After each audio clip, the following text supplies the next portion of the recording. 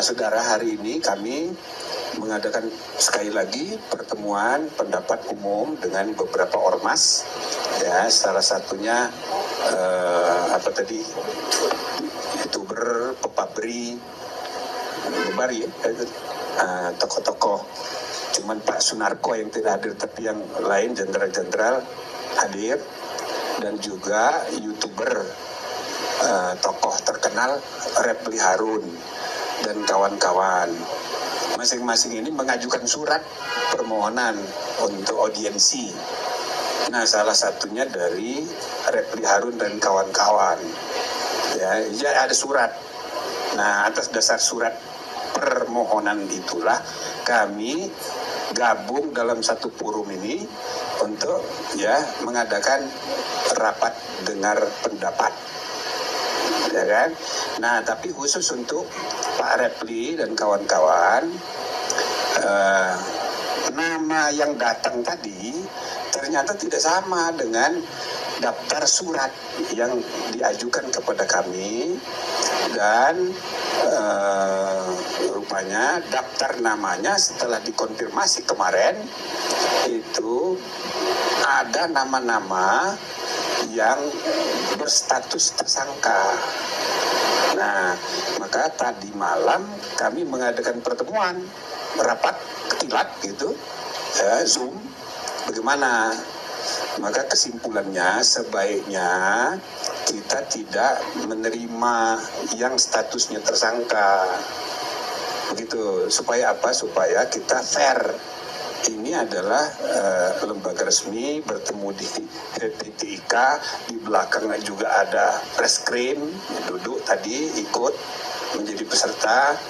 Lalu kemudian kita harus menghargai, belum terbukti dia salah, tapi kita juga harus memegang etika.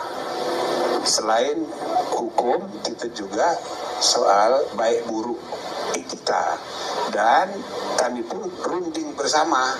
Maka kesimpulannya sebaiknya kita sesuaikan aja dengan surat itu loh. Jadi ini bukan undangan dari kami, tapi ada surat permohonan, yang surat permohonan itu daftar namanya ada, dan kita putuskan, kita terima karena tidak ada tadinya beberapa orang yang statusnya tersangka. Jadi sekali lagi saudara-saudara, kami sebagai Komisi Reformasi Kepolisian, kita harus memperbaiki kepolisian masa depan, tapi jangan terpaku pada kasus-kasus. Kasus-kasus itu boleh disampaikan, boleh, tapi kita tidak menangani kasus. Oke? Jadi kasus itu dijadikan evidence untuk menawarkan kebijakan-kebijakan reformasi ke depan.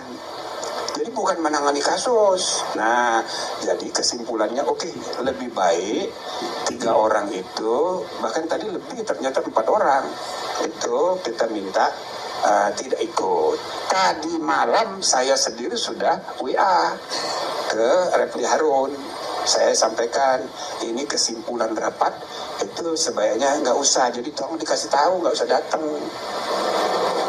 Nah, lalu dia jawab, wah ini bagaimana, bisa nggak ini, ada alas. Saya bilang jangan, itu udah kesepakatan. Udahlah, yang penting you sampaikan saja aspirasi sekeras-kerasnya, kita dengar.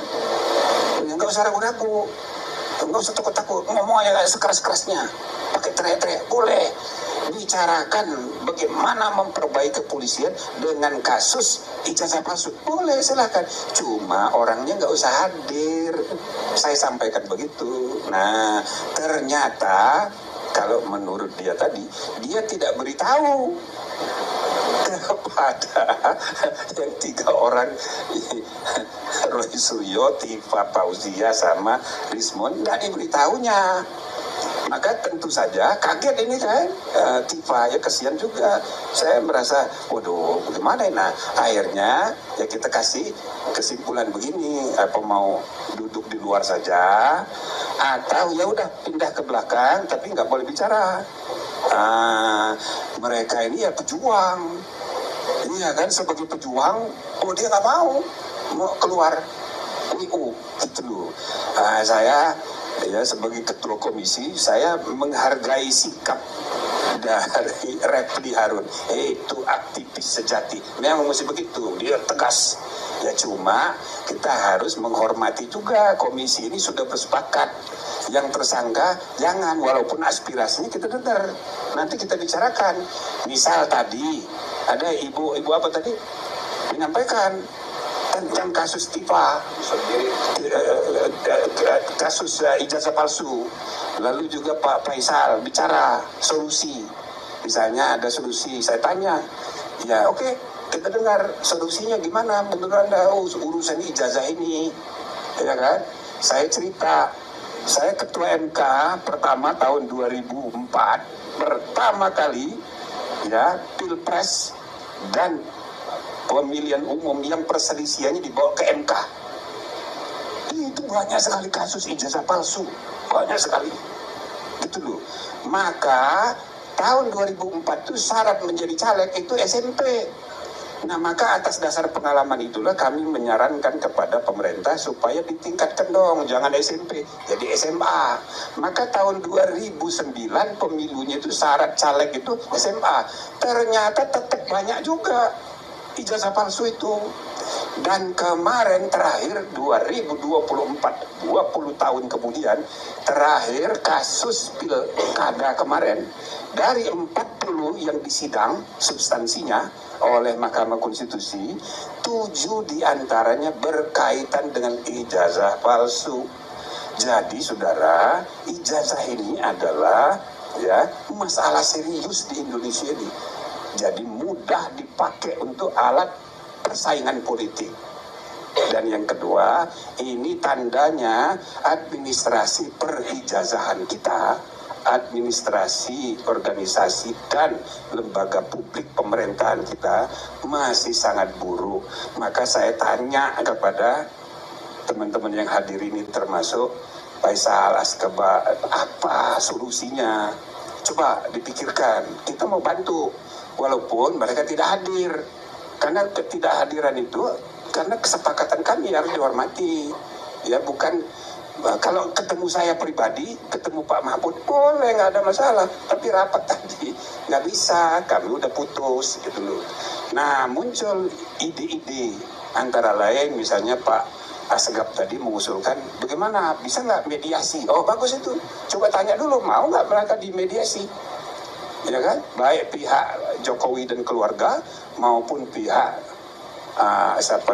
Roy Suryo dan kawan-kawan mau nggak dimediasi. Nah, jadi status tersangkanya tetap, ya kan, tapi dimediasi dulu. Kalau misalnya ditemukan titik temu, ya kan, bisa nggak dilanjutkan pidananya. Tapi kalau seandainya tidak berhasil, ya lanjutkan nggak apa-apa. Tidak ada forum lagi yang bisa membuktikan keaslian atau tidak aslinya. Pun tidak bisa. Perdata sudah di Solo, ya tinggal pidana.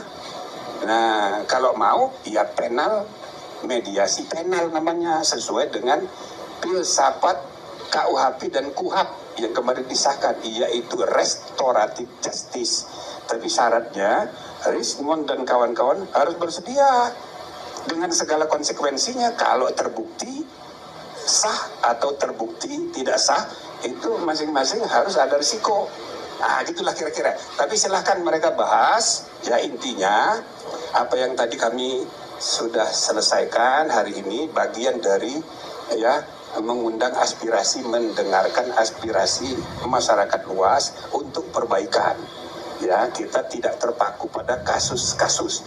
Kalau ada kasus, ya kita tampung.